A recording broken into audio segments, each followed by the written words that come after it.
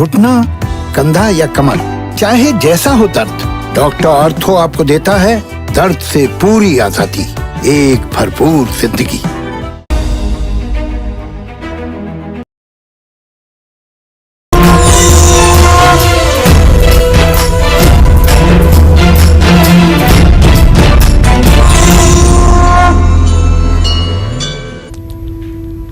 नमस्कार, स्वागत है आप सभी का। आप देख रहे हैं कालचक्र। मैं हूं आपके साथ आशा झा और मेरे साथ एक बार फिर आपके जहन में चल रहे हर एक सवाल का जवाब लेकर उपस्थित हैं प्रश्न कुंडली विशेषज्ञ पंडित सुरेश पांडे जी। बहुत बहुत स्वागत है आपका पंडित जी। क्या सिर्फ गुण मिल जाना सुखी वैवाहिक जीवन की गारंटी है? जानने के लिए देखिए कालचक्र। जी हाँ, विवाह एक नए जीवन की शुरुआत मानी जाता है विवाह को, और आमतौर पर हमारे समाज में शादी के लिए कुंडली मिलान किया जाता है। अब सवाल ये उठता है ऐसे में कि क्या गुण मिलान, कुंडली मिलान सुखी वैवाहिक जीवन की गारंटी है? क्या गुण मिलान करने से हर सुख और खुशी वैवाहिक जीवन की मिल जाती है? साथ ही कुंडली मिलान करते वक्त हम सभी को किन किन बातों का खास ध्यान भी रखना चाहिए? आज प्रश्न कुंडली विशेषज्ञ पंडित सुरेश पांडे जी आपको इसी गुण मिलान से जुड़ी बहुत खास और बहुत अहम जानकारी इस कार्यक्रम में देने वाले हैं। तो बने रहिए हमारे साथ, कालचक्र बहुत ध्यान से देखिए। लेकिन आज की इस बेहद महत्वपूर्ण चर्चा की शुरुआत करें उससे पहले जानते हैं आज का शुभ मुहूर्त।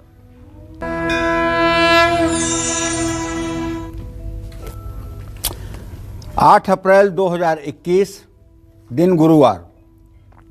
आज चैत्र शुक्ल पक्ष की द्वादशी तिथि है, रात 3:15 तक। इसके बाद त्रयोदशी तिथि शुरू हो जाएगी।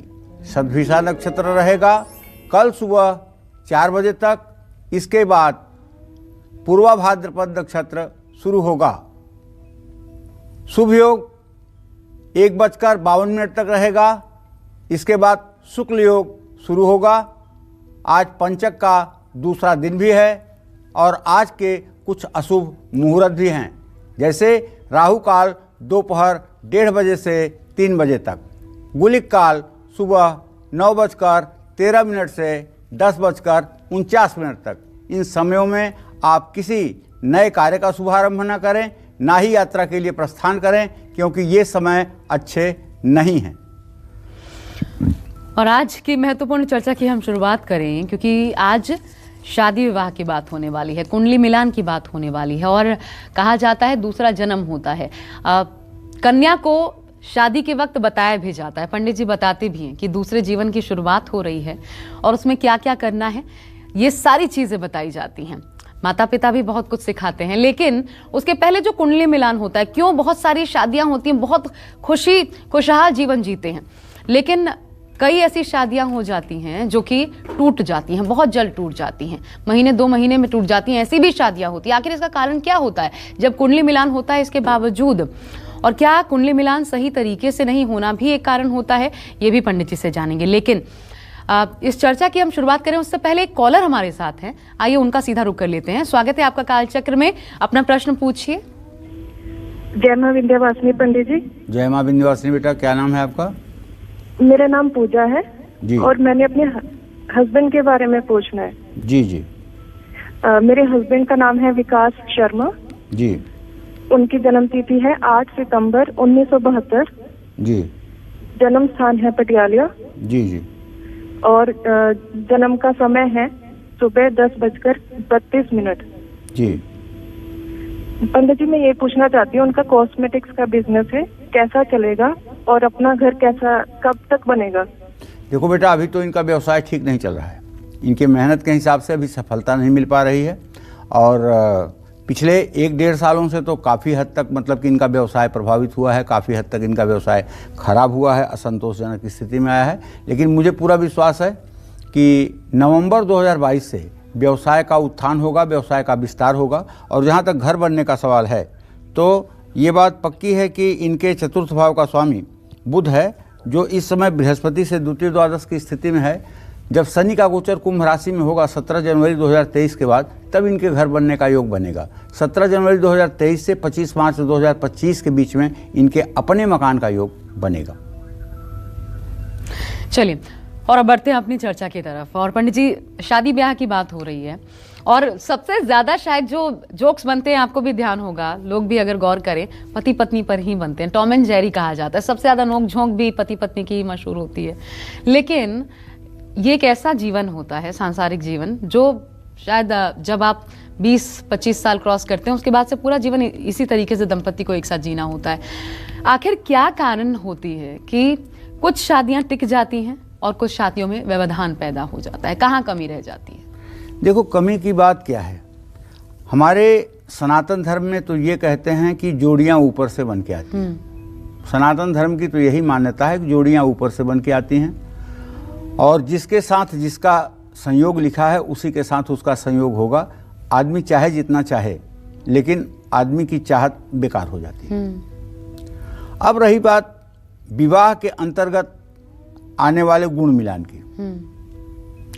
गुण मिलान का मतलब है कि दो लोग जब पैदा होते हैं, लड़की और लड़का, तो दोनों लोगों के कौन से वर्ण है, कौन सा वस्य है, कौन सी तारा है, कौन सी योनि है, कौन सा ग्रह है, कौन सा राशि है और कौन सी नाड़ी है, इन 8 चीजों का मिलान किया जाता है। देखो, ऐसा गुण मिलान का मतलब ज्योतिष के इन 8 भकूट 8 अष्टकूट गुणों का गुण नहीं है। जी। गुण मिलान आज भी आवश्यक है, लेकिन गुण प्रत्यक्ष गुण। लड़का नॉनवेज खाता है, लड़की नॉनवेज खाती है कि नहीं? लड़का एडिक्ट है, लड़की एडिक्ट है कि नहीं? लड़की की पूजा पाठ में मानसिकता है, लड़का नास्तिक है। लड़की पढ़ी लिखी है, लड़का पढ़ा लिखा नहीं है। लड़की बहुत ही मतलब कि धर्म भीरू है, लड़का नास्तिक है। ये गुण मिलाओ ना। अब ये गुण वर्णो वस्य यथा तारा ये छोड़ो।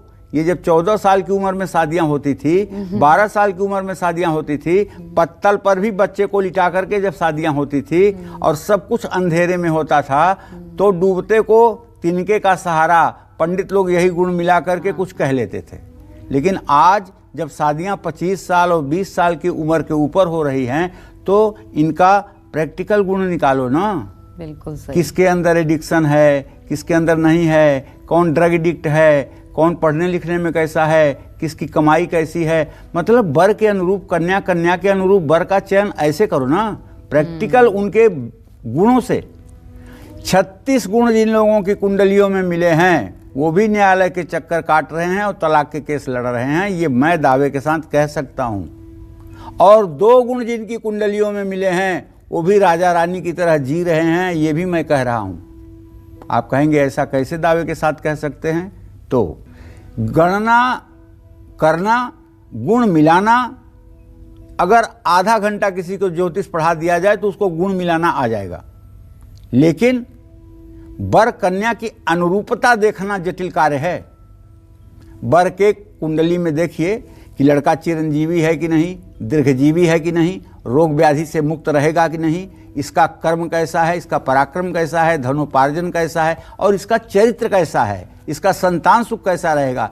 ये सारी चीजें अगर आपको अच्छी मिल रही हैं, तो गुण 2 भी मिल रहे हैं, तो शादी के लिए हाँ कहिए।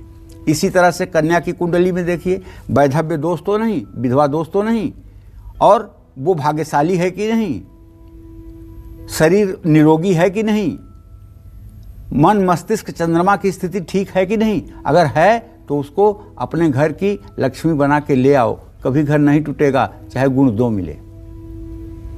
हाँ, गुण की तब आवश्यकता बनती है जब दोनों की कुंडलियों में स्थिति अच्छी हो और ऐसे में मध्य नाड़ी आ जाए। देखो, मध्य नाड़ी एक ऐसी नाड़ी है, ब्लड ग्रुप से रिलेटेड है, कि अगर मध्य नाड़ी वर कन्या दोनों की आ जाए और ब्राह्मण वर्ण हो, यहाँ ब्राह्मण वर्ण का मतलब ये मत समझिएगा कि ब्राह्मण जाति में जो पैदा हुआ हो, ऐसा बिल्कुल नहीं कह रहा हूँ। ब्राह्मण वर्ण पैदा होने वाले बच्चे 4 वर्ण में पैदा होते हैं, ब्राह्मण, क्षत्रिय, वैश्य, शूद्र। शूद्र वर्ण का भी बेटा ब्राह्मण वर्ण का हो सकता है अगर ऐसे नक्षत्र में पैदा हो तो आप ये तो दिमाग से निकाल दीजिए कि ये ब्राह्मण वर्ण ब्राह्मण जाति के लिए कह रहे हैं। नहीं, ऐसी बात नहीं है। तो जब वर कन्या में से दोनों में से किसी एक का भी अगर ब्राह्मण वर्ण हो, तो ये नाड़ी दोष अत्यंत अशुभ हो जाता है और ये निश्चित रूप से दोनों के जीवन को प्रभावित करने वाला होता है। तो अब जब गुण मिलान की हम बात कर रहे हैं पंडित जी, तो सबसे पहला सवाल यही, अभी आप समझा भी रहे हैं, उसी में ऐड ऑन कर देती हूँ, गुण मिलान किया क्यों जाता है, क्या क्या देखा जाता है इसमें? देखो, गुण मिलान इसलिए किया जाता है कि गुण मिलान में एक गुण मिलान विवाह के पूर्व की एक परंपरा है। ठीक है, ये भावी दंपति के स्वभाव, गुण, प्रेम और आचार व्यवहार के संबंध में जानकारी हासिल करने को एक मतलब कि जरिया मानते हैं जी। विवाह को एक नए जीवन की शुरुआत माना जाता है और आमतौर पर गुण यानी अष्टकूट कुंडली मिलान विवाह की संभावनाओं का आकलन करके किया जाता है। गुण मिलान में अष्टकूट यानी वर्ण, वश, तारा, योनि, ग्रह मैत्री, ग्रह, भकूट और नाड़ी, इन सब चीज़ों का मिलान किया जाता है। इसमें से सभी के श्रेणियों को एक और क्रमशः 8 में नंबर दिया गया है। इनके आधार पर कुल 36 गुण मिलते हैं।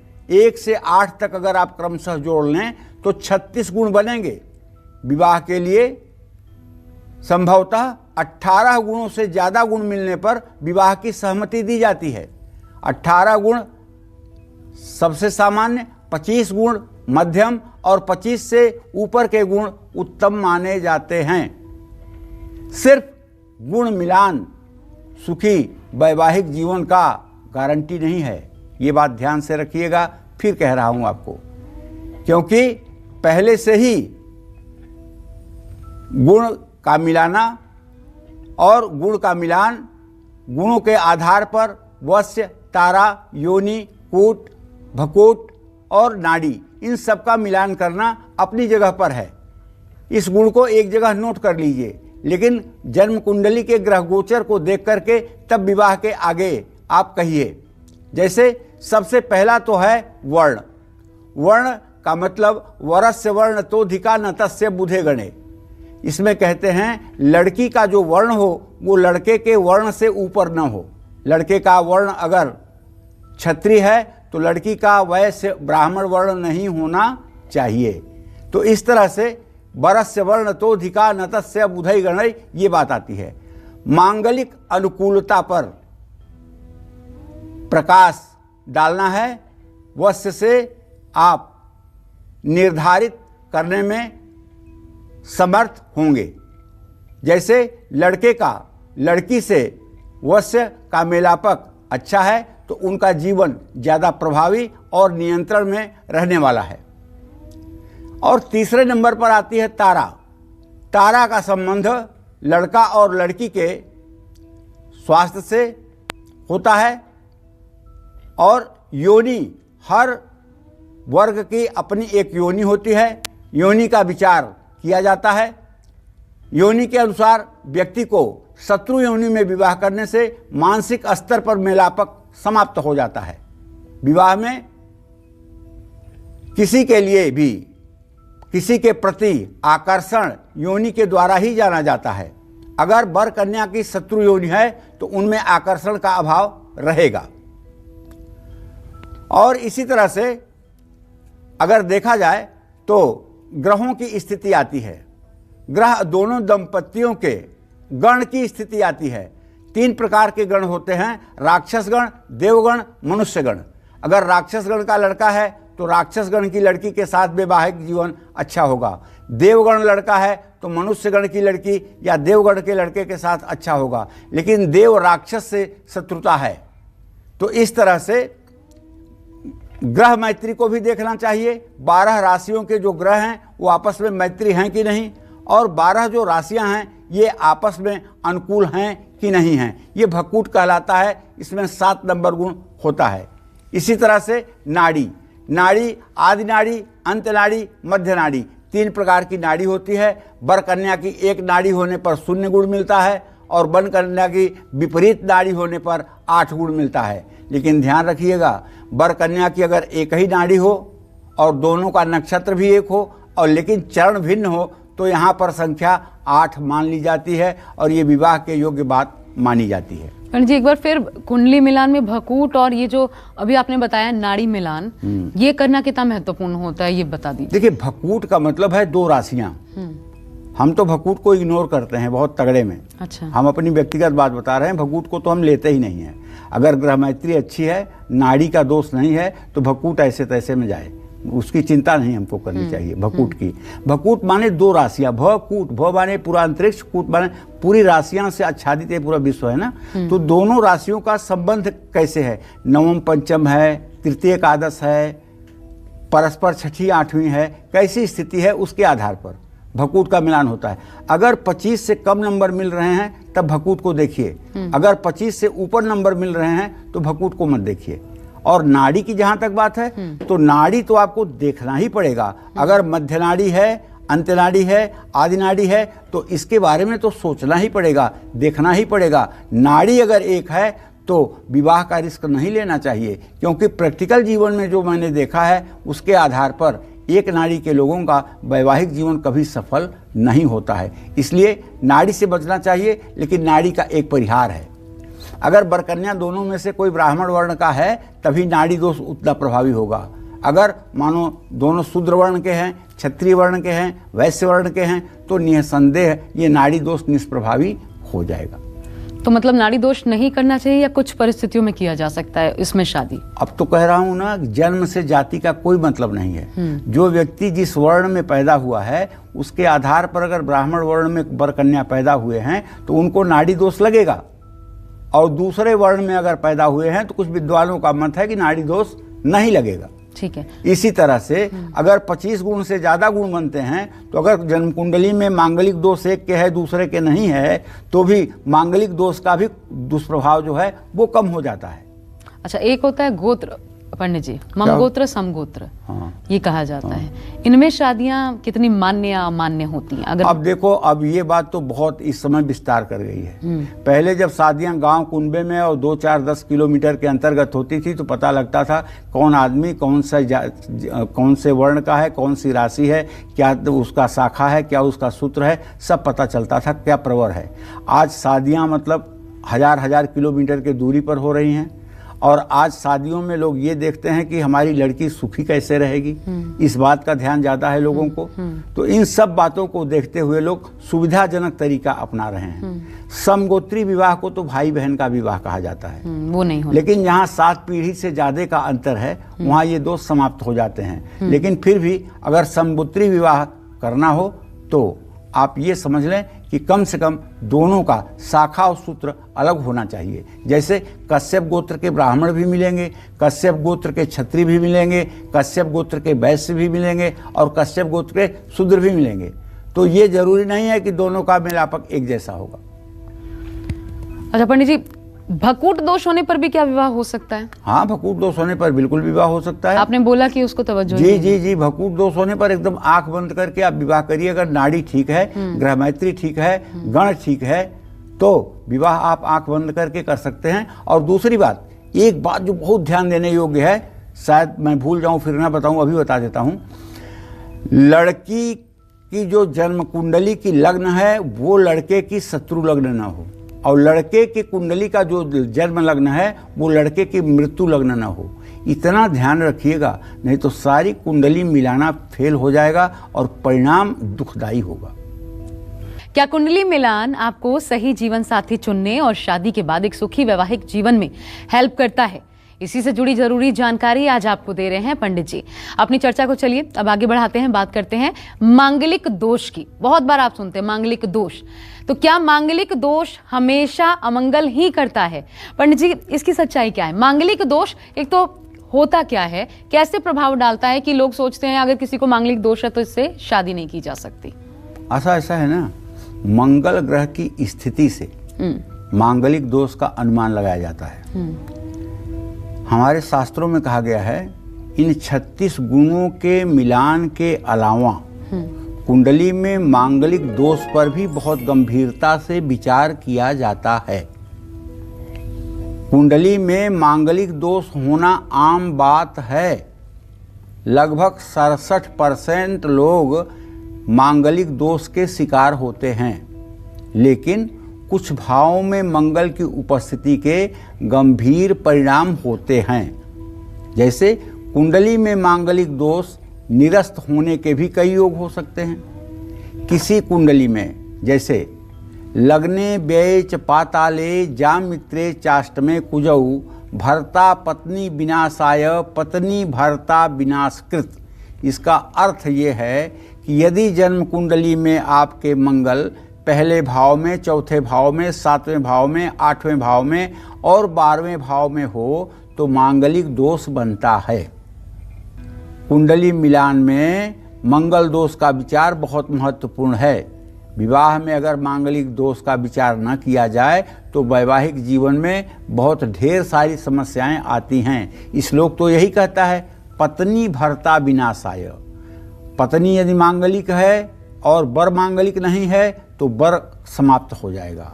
भर्ता पत्नी विनाशकृत, और यदि पति मांगलिक है और पत्नी मांगलिक नहीं है तो पत्नी मर जाएगी। ये तो शास्त्र कहता है। लेकिन एक बात और ध्यान रखिएगा, मंगल के बहुत से परिहार हैं।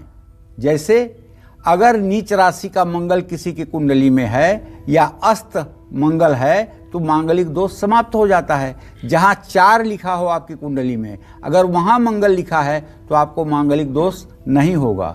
और सूर्य के साथ मंगल हो और मंगल सूर्य के डिग्री में 9 डिग्री का अंतर हो तो भी मांगलिक दोष समाप्त हो जाता है।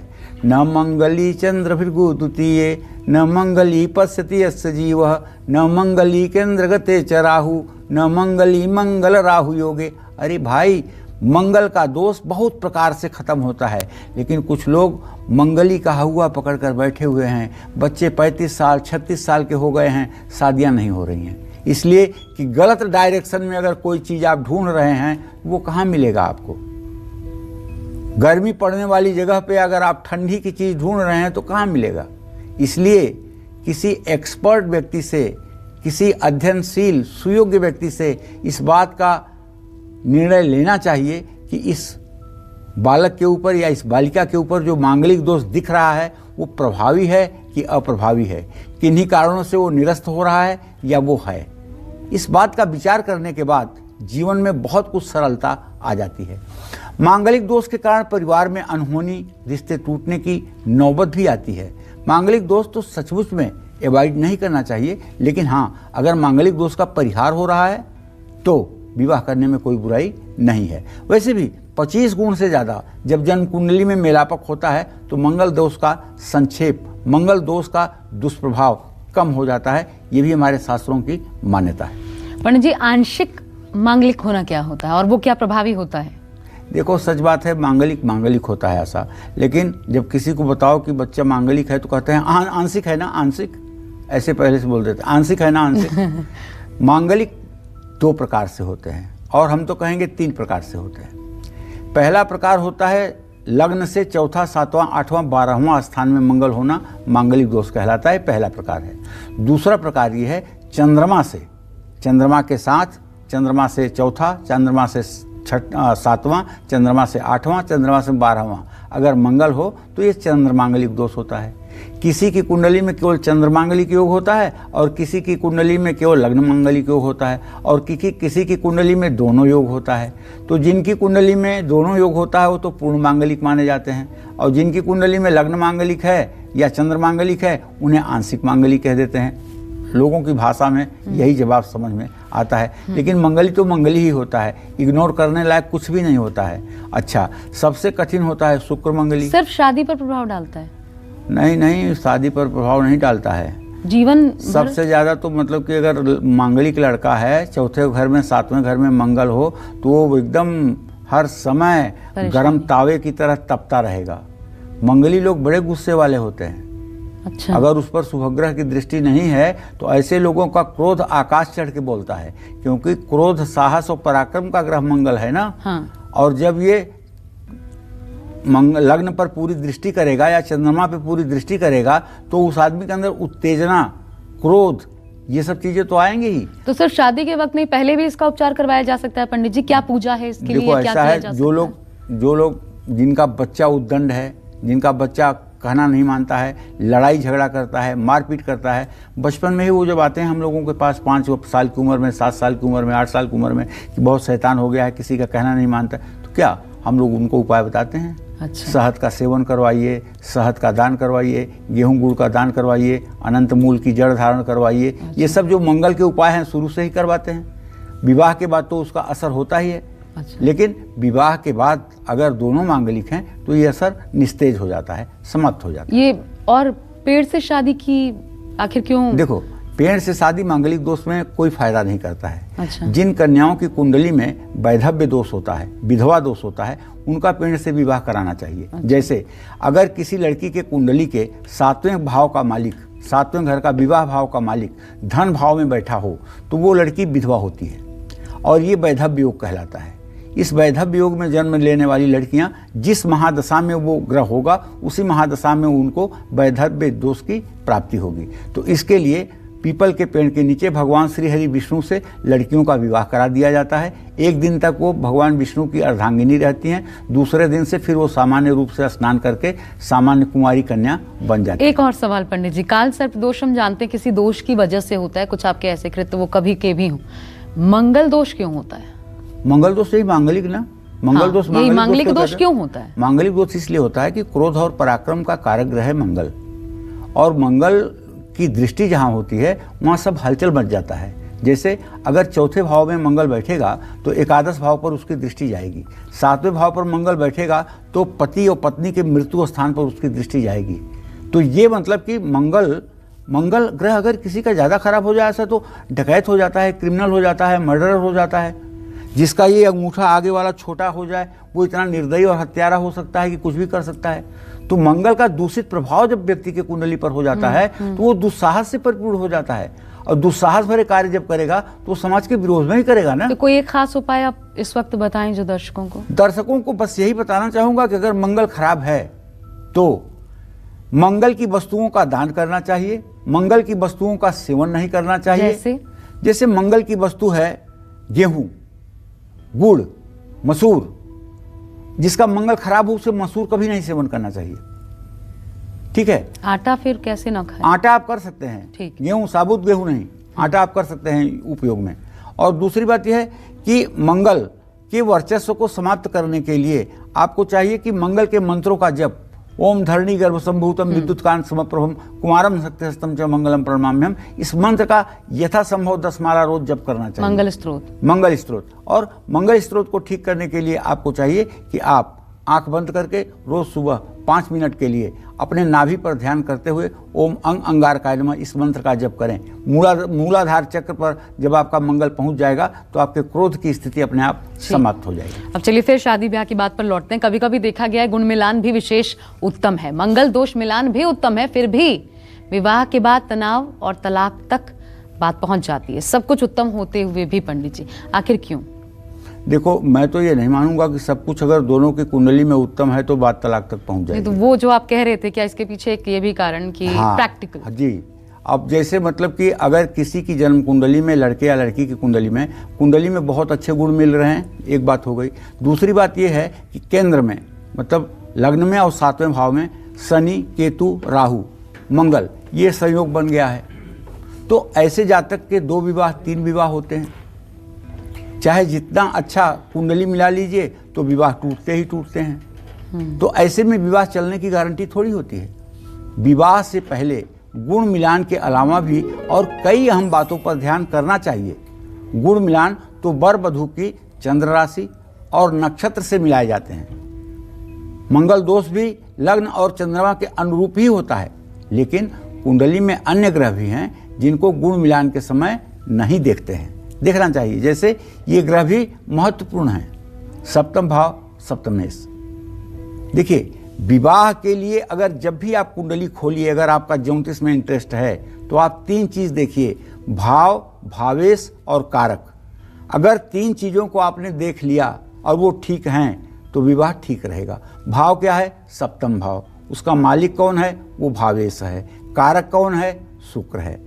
शुक्र की स्थिति देख लीजिए, 7वां भाव की स्थिति देख लीजिए, सप्तमेश की स्थिति देख लीजिए, उन पर पड़ने वाली ग्रहों की स्थिति को देख लीजिए। आपको सारी पिक्चर क्लियर नजर आएगी कि इसका दाम्पत्य जीवन कैसे रहने वाला है। दाम्पत्य सुख के लिए इन सब चीज़ों का महत्व बहुत बढ़ जाता है। 7वां भाव साझेदारी का भी महत्व होता है। 7वां भाव से प्रश्न कुंडली में साझेदारी का भी विचार किया जाता है। ऐसे में 7वें भाव में कोई पापक ग्रह नहीं होना चाहिए। सप्तम भाव के अधिपति को सप्तमेश कहा जाता है। सप्तम भाव की तरह ही सप्तमेश पर कोई पाप ग्रह का प्रभाव नहीं होना चाहिए। ना ही सप्तमेश किसी अशुभ भाव में स्थित होना चाहिए।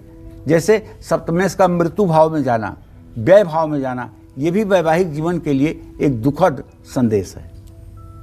पंडित जी, सब कुछ बहुत अच्छा होता है, शादी ब्याह, उसके बाद बाल बच्चे, सब कुछ बहुत अच्छा है, लेकिन कुछ पति पत्नी ऐसे होते हैं जिनमें खूब नोक झोंक होती है हर बात पे। आजकल पत्नी भी कामकाजी, पुरुष भी कामकाजी, और फिर उनमें नोक झोंक होती है छोटी छोटी बातों पर।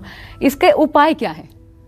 कारण तो चलो अच्छा अलग अलग हो तुमने सकते उपाय पूछा, कारण नहीं पूछा। नहीं तो मैं जब कारण बताता तो कुछ लोगों के घर में जो अनबन चल रही है वो अनबन और बढ़ जाती है। सबसे बड़ा कारण मोबाइल का पासवर्ड। हाँ। नहीं वो ठीक है, लेकिन सही बात है ज्योतिष के हिसाब से यदि वर या कन्या का मालिक बुध हो और वर या कन्या का स्वामी बृहस्पति हो, दोनों में परस्पर बुध और बृहस्पति के मालिक हों, तो ऐसे लोगों के वैचारिक तनाव की स्थिति बनती है। लेकिन ये लोग कभी अलग नहीं होते हैं। हाँ। इनमें सामंजस्य भी होता है, लेकिन इनकी वकील की तरह बहस चलती रहती है हर समय, और हर समय एक दूसरे को नीचे दिखाने के चक्कर में पड़े। और बहुत से दर्शक ऐसे होंगे, इसलिए मैं ये सवाल आपसे पूछ रही हूँ। उपाय बता दीजिए आज। उपाय इसका ये है कि महिलाओं को चाहिए कि राम दरबार का चित्र लगा करके प्रभु श्री राम की पूजा करें और राम रक्षा स्तोत्र का पाठ करें। और पुरुषों को चाहिए कि बुधवार के दिन 100 ग्राम कपूर 5 मंदिरों में दे करके आएं आरती के लिए, और पुजारी को कुछ दक्षिणा दे करके आएं। निश्चित रूप से यह उपाय पुरुष और स्त्री अगर दोनों करें तो उनके वैवाहिक जीवन में समरसता आने की पूरी संभावना बनेगी। तो साथ भी नहीं चलती, जिनके बिना भी नहीं निभती, ऐसे लोगों के लिए, ऐसे पति पत्नियों के लिए पंडित जी ने बहुत आसान सा उपाय बताया है। इस उपाय को जरूर अमल में लाइए, आपको लाभ हो, यही कामना करते हैं। गुण मिलान के अलावा अब कुंडली के किन भावों पर गौर करना बहुत ज्यादा जरूरी होता है, ये भी समझ लीजिए अगर आप भी अपने बच्चे के शादी ब्याह के बारे में सोच रहे हैं। पंडित जी, कौन कौन से भावों को सोचना जरूरी? देखो, गुण मिलान के अलावा कुंडली का 12 भाव और द्वादशेश देखना भी बहुत जरूरी होता है। 12 भाव का मतलब कि व्यय भाव, द्वादशेश माने कि खर्चे का मालिक। 12 भाव को दाम्पत्य सुख के लिए अहम माना जाता है, क्योंकि ये सप्तम से छठा है और लग्न से 12वां है। तो ऐसे में 12 भाव को सैया सुख का भाव माना गया है। सैया सुख समझते हैं ना, सोने वाली जगह को सैया सुख कहते हैं। 12 भाव और इसके अधिपति द्वादशेश पर किसी भी प्रकार के पापक ग्रहों का प्रभाव दाम्पत्य सुख का नुकसान करता है। द्वितीय भाव और द्वितीयेश विवाह का अर्थ है एक नए जीवन की शुरुआत। द्वितीय भाव को धन कुटुंब का भाव भी कहते हैं। द्वितीय भाव से पारिवारिक सुख का पता चलता है। ऐसे में द्वितीय भाव और द्वितीय भाव के स्वामी पर किसी पापक ग्रह का प्रभाव दंपति को पारिवारिक सुख से वंचित कर सकता है। अगर द्वितीय भाव में शनि राहु केतु मंगल है तो ऐसा लड़का लड़की जब बोलेंगे तो बिना किसी तलवार के लोगों के गर्दन काट लेंगे अपनी वचन से, अपने जबान से। इतना कड़वा बोलते हैं, इतने कठोर शब्दों का इस्तेमाल करते हैं। और यदि बृहस्पति बुध चंद्रमा की स्थिति द्वितीय भाव में है तो ऐसा व्यक्ति अपने बातों से, अपने व्यवहार से सामने वाले के मन को मोहित कर लेगा। तो ये विचार जरूर करना चाहिए कि होने वाली जीवन संगिनी या जीवन साथी का वार्ता करने का तरीका या अपने को प्रेजेंट करने का तरीका कैसा है। कहीं ऐसा तो नहीं कि खिलाएगा आपको मीठी मीठी रोटियां और बोलेगा इतनी कड़वी बात कि आपकी सारी मिठास खत्म हो जाएगी। तो कुंडली का गुण मिलान करते समय इन सब चीज़ों पर विचार करना चाहिए। और कुंडली मिलान जब किया जाता है तो गुण देखे जाते हैं। गुण मिलान सबसे महत्वपूर्ण माना जाता है। अभी जैसा पंडित जी ने बताया कितने गुण मिलना अच्छा होता है, 25 से ऊपर शुभ होता है, बहुत शुभ होता है। लेकिन इसके अलावा किन और चीज़ों पर गौर करना चाहिए पंडित जी? गुण के देखने के अलावा क्या क्या देखें कुंडली मिलाते समय?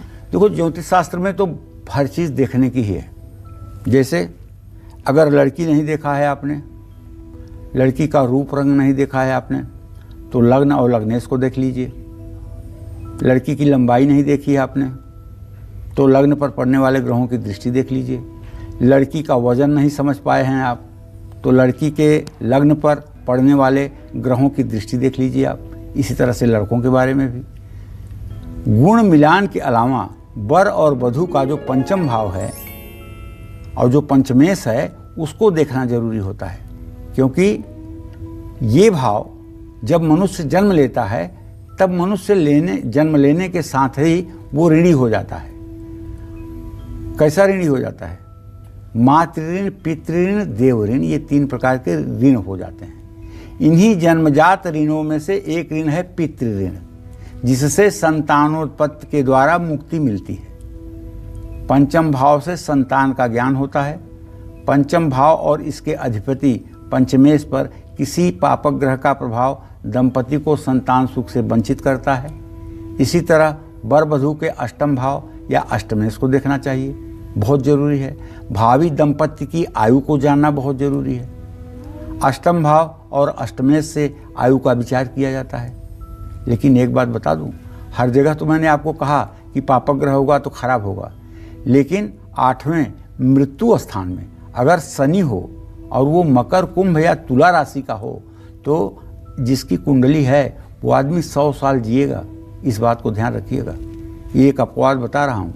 अगर तुला, मकर और कुंभ राशि का शनि मृत्यु स्थान में हो तो जिसकी कुंडली में यह योग होगा वो व्यक्ति वज्र के मारे भी नहीं मरेगा और वो दीर्घायु होगा, महादीर्घायु होगा। इस बात को समझना चाहिए। अष्टम भाव और अष्टमेश पर किसी पापक ग्रह का प्रभाव दंपति की आयु को क्षीण करता है, ये बात मैं भी स्वीकार करता हूँ।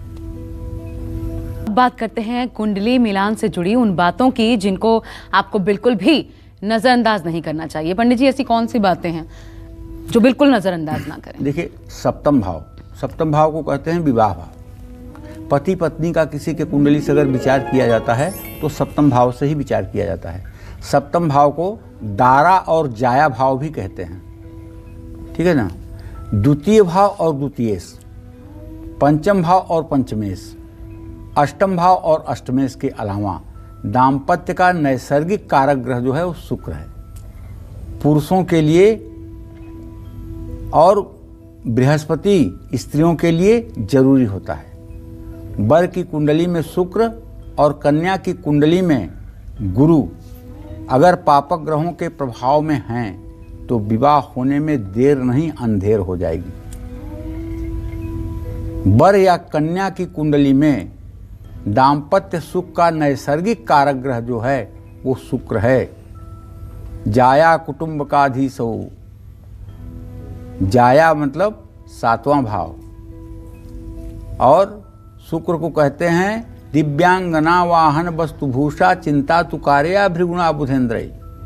पति और पत्नी दोनों के भाव का कारक शुक्र होता है। अगर सप्तम भाव और सप्तमेश शुभ हैं तो शुक्र का भी शुभ होना आवश्यक होता है।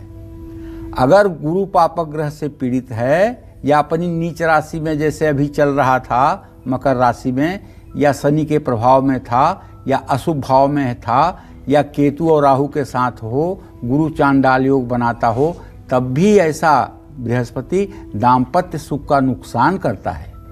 इन सभी के अलावा वर वधू की कुंडली में विंशोत्तरी दशा भी देखना चाहिए। वर या कन्या की कुंडली में महादशा और अंतरदशाओं की भी कुंडली में मिलान की महत्वपूर्ण भूमिका होती है। वर या कन्या दोनों ही पर पाप और अनिष्ट ग्रहों की महादशा या अंतरदशा का एक ही समय में आना दाम्पत्य सुख के लिए हानिकारक होता है। आपने ऐसा परिवार पता नहीं देखा होगा कि नहीं कि जिनकी सबकी दशा राहु की चल रही हो। पूरे परिवार में जितने सदस्य हैं या जितने सदस्य हैं सबकी दशा शनि की चल रही हो, तो इतना बड़ा विभत्स कांड होता है उस परिवार में कि जिसकी नुकसान की भरपाई नहीं हो पाती है। हाँ, किसी का पापक ग्रह चल रहा है, किसी का शुभ ग्रह चल रहा है तो मिला जुला असर मिलता है। कहीं कभी कष्ट हो जाता है, कभी तकलीफ हो जाता है, कभी राहत मिल जाती है, कभी आराम मिल जाता है। इसलिए विवाह में भी कुंडली मिलाते समय दोनों का लग्न एक नहीं होना चाहिए। इस बात को भी ध्यान में रखना। लग्न अगर एक होगा, भाव भावेश एक होंगे तो निश्चित रूप से विपत्ति आएगी तो दोनों पर एक साथ आएगी, सुख आएगा तो दोनों का एक साथ आएगा। एक साथ सुख आना तो ठीक है, लेकिन दोनों पर एक साथ विपत्ति आना कहाँ से ठीक है। इसलिए थोड़ा सा, हाँ, अगर लग्नेश सप्तम में हो, सप्तमेश लग्न में हो, दोनों कुंडलियों में, तो इस विवाह को बिना कुछ देखे साइन कर दो। शादी हो सकती है, ये पूर्व जन्म से पति पत्नी हैं, इन्हें दूर ना करो। और चाहे जितनी ग्रह स्थिति एक बार खराब भी होगी ना, तब भी वो एडजस्ट कर लेते हैं और उनका जीवन सामयिक ढंग से अगर माना जाए तो ठीक चल निकलता है। और आगे बढ़ने से पहले हमारे साथ सूर्यभान जी, एक कॉलर इस वक्त जुड़ चुके हैं अयोध्या से। स्वागत है आपका सूर्यभान जी, अपना प्रश्न पूछिए पंडित जी से। नमस्ते पंडित जी, प्रणाम। हाँ, सुखी रहिए। पंडित जी, हम लगभग जो है 4 साल से परेशान चल रहे हैं जी। बीमारी पीछा नहीं छोड़ रही है जी। आप कितने साल के हैं? 67। जी जी जी जी। चलिए सूर्यभान जी, आपने इतना पर्याप्त प्रश्न किया है हमें जवाब देने के लिए। आपने प्रश्न किया है, इसमें हम कुंभ लग्न को देख रहे हैं जिसमें चंद्रमा और बृहस्पति की युति है। चंद्रमा 6ठे भाव का स्वामी होकर के यहाँ बैठा हुआ है। ऐसे लोगों को विकार, रक्त विकार होता है, खून से संबंधित बीमारी, अस्थमा से संबंधित बीमारी, लीवर से संबंधित बीमारी होती है। और ये बीमारियाँ जल्दी ठीक होने का नाम नहीं लेती हैं। लेकिन मुझे विश्वास है कि अगर किसी शिवालय में आप लगातार 40 दिन जा करके जल, दूध, शहद और बेलपत्र से भगवान शिव का पूजन करना शुरू करें और महामृत्युंजय मंत्र का 10 माला रोज जप करें, तो शीघ्र ही आप स्वस्थ हो सकते हैं। क्या आपकी शादी में देरी हो रही है? क्या आपके लिए मनचाहा रिश्ता नहीं आ रहा है? क्या हर बार बात बनते बनते बिगड़ जाती है? तो कौन से उपाय आपकी हर उलझन को सुलझा सकते हैं पंडित जी? क्योंकि कई बार अच्छे लड़के लड़कियां, सब कुछ अच्छा है, फिर भी बात नहीं बन पाती है। क्या कारण होता है? ये तो देखिए प्रारब्ध से कारण होता है और विवाह में प्रतिबंध योग होता है, तभी ऐसा देखा गया है। अगर ज्योतिष की बात करूं तो वर या कन्या की कुंडली में अगर शुक्र अस्त हो तो विवाह में बड़ा विलंब होता है। और अगर लग्नेश और सप्तमेश ये पापक ग्रहों से दृष्ट या युत हों तब विवाह में प्रतिबंध योग होता है। 7वें भाव का बृहस्पति पापक ग्रह से देखा जाए तब विवाह प्रतिबंध योग होता है। ऐसे में मंगल दोष के कारण भी विवाह में प्रतिबंध होता है। तो मंगल दोष के कारण अगर विवाह में देरी हो रही है तो ऋण मंगल स्त्रोत का हर रोज पाठ करना चाहिए। सौभाग्य अष्टोत्तर सतनाम स्त्रोत का भी पाठ करना चाहिए। मंगल यंत्र की विधि पूर्वक स्थापना अपने पूजा स्थान में करना चाहिए। सौंदर्य लहरी शंकराचार्य द्वारा लिखित एक गीत है जिसको आप श्लोक संख्या 1 से 27 तक पाठ कर सकते हैं। उसका एक श्लोक हम आपको बताएं सौंदर्य लहरी का। मुखे ते तांबूलम नयन युगले जलकला ललाटे कश्मीरम बिलसति गले मौक्तिकलता स्फुरत कांची साटी पृथुकटि तटे हाटकमयीं भजामि त्वाम गौरी नगपति किशोरी मविरतम। आज जगत गुरु शंकराचार्य को माँ पार्वती ने दर्शन दिया था एक खोड़सीय 16 वर्षीय युवती के रूप में। और आद्य जगत गुरु शंकराचार्य मतलब कि अद्वैतवाद को मानते थे। तो उनको जब वहाँ से माता का आभास हुआ तब उन्होंने कहा कि भजामि त्वाम गौरी। अंत में वो जान गए कि ये गौरी हैं। भजामि त्वाम गौरी नगपति किशोरी मविरतम। हे नगपति, हिमालय की पुत्री, हे किशोरी, हे गिरिराज की कन्या, हे भगवान शिव की अर्धांगिनी, मैं आपको साष्टांग प्रणाम करता हूँ। तो सौंठ, सौंफ, मौलिश्री के फूल, लाल चंदन समान मात्रा में पानी में मिलाकर मंगलवार को स्नान करना चाहिए। अगर विवाह में देरी हो रही है तो और भी कई उपाय किए जा सकते हैं। जैसे रामचरितमानस में शिव पार्वती विवाह का प्रसंग 11 सोमवार पढ़ना चाहिए। विवाह में देरी हो रही है तो गणेश रुद्राक्ष धारण करना चाहिए। कनक धारा स्त्रोत का 21 पाठ 90 दिनों तक करना चाहिए। हर रोज़ तुलसी के पौधे में जल डालना चाहिए। अपने बेडरूम में राधा कृष्ण की एकदम प्यारी सी तस्वीर लगानी चाहिए। पत्नी को पति के बाईं ओर ही सोना चाहिए। अपने बेडरूम में गहरे रंगों का प्रयोग ना करें। पति या पत्नी इत्र का प्रयोग जरूर करें। शुक्रवार को देवी को सफ़ेद मिठाई का भोग लगाएं और शुक्रवार को खट्टी चीज़ों का सेवन बिल्कुल करने से बचें। जय मां विंध्यवासिनी। हमारे साथ सुषमा जी हरियाणा से कॉलर इस वक्त हैं। स्वागत है आपका सुषमा जी, अपना प्रश्न पूछिए। हाँ जी, प्रणाम पंडित जी। हाँ, सदा सुखी है सुषमा जी। पंडित जी, मतलब मैं अपने बेटे के बारे में पूछना चाहती हूँ जी। उसका जन्म डेट है 5 जुलाई 90 जी। उससे ना शादी में देरी हो रही है और कोई सरकारी नौकरी का कोई भी मतलब का ये नहीं है। देखिए, सरकारी नौकरी मिलने का तो प्रश्नकाल से भी योग नहीं दिखाई दे रहा है, और जब तक वो कहीं अपने रोजगार परक नहीं हो पा रहे हैं तब तक विवाह होने की संभावना भी क्षीण बनी हुई है। इनके विवाह की संभावना नवंबर-दिसंबर 2021 से होगी, लेकिन आप अपने बेटे से कहें कि इनके लिए ज़्यादा अच्छा होगा कि ये कोई व्यवसाय करें। व्यवसाय करना इनके हित में होगा। सरकारी नौकरी का योग नहीं है, प्राइवेट सेक्टर में नौकरी के लिए प्रयास करें तो सफलता मिल सकती है। प्रिया बिहार से एक और कॉलर हैं। स्वागत है प्रिया जी, अपना प्रश्न पूछें। हेलो। हाँ बोलो प्रिया। प्रणाम पंडित जी। सुखी रहो बेटा। पंडित जी, मुझे अपने करियर के बारे में पूछना था ना कि हाल ही फिलहाल मेरा रिजल्ट निकला ना तो अच्छा नहीं था। हालांकि उतना मेहनत हमने की, पता नहीं आगे क्या, मतलब कुछ सोचते हैं लेकिन कर नहीं पाते हैं।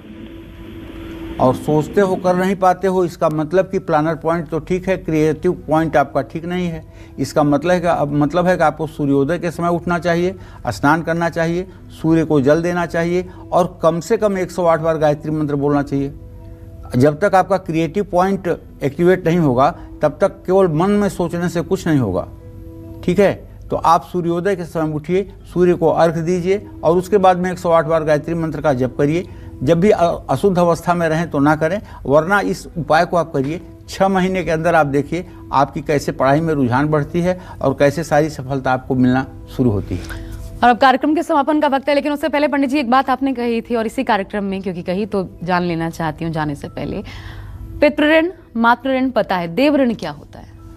देवताओं के यज्ञ आदि क्रिया का जो कार्यक्रम होता है, जो हव्य कव्य देवताओं को प्राप्त कराया जाता है, जो यज्ञ आदि क्रिया होती है, वो सब मतलब कि देव ऋण है। वो देव ऋण है, जन्म से ही होता है। जन्म से ही होता और है। कैसे उतारा जाता है? यही जनेऊ, 3 धागे का जनेऊ इसी चीज का तो संकेत है।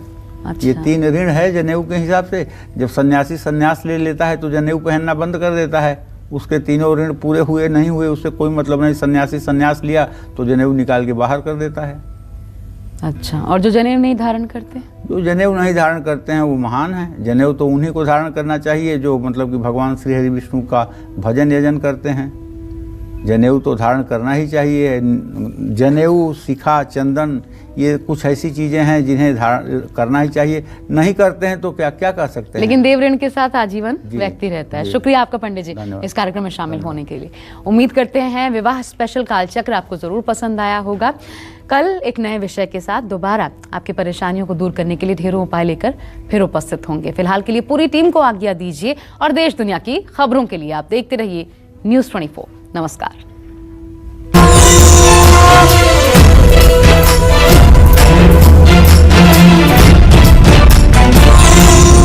खास जड़ी बूटियों से बना पेट सफा आयुर्वेदिक चूर्ण आज ही ले आएं। पेट सफा पहली रात से ही असर दिखाता है और इसकी आदत भी नहीं पड़ती। पेट सफा, हर रोग दफा।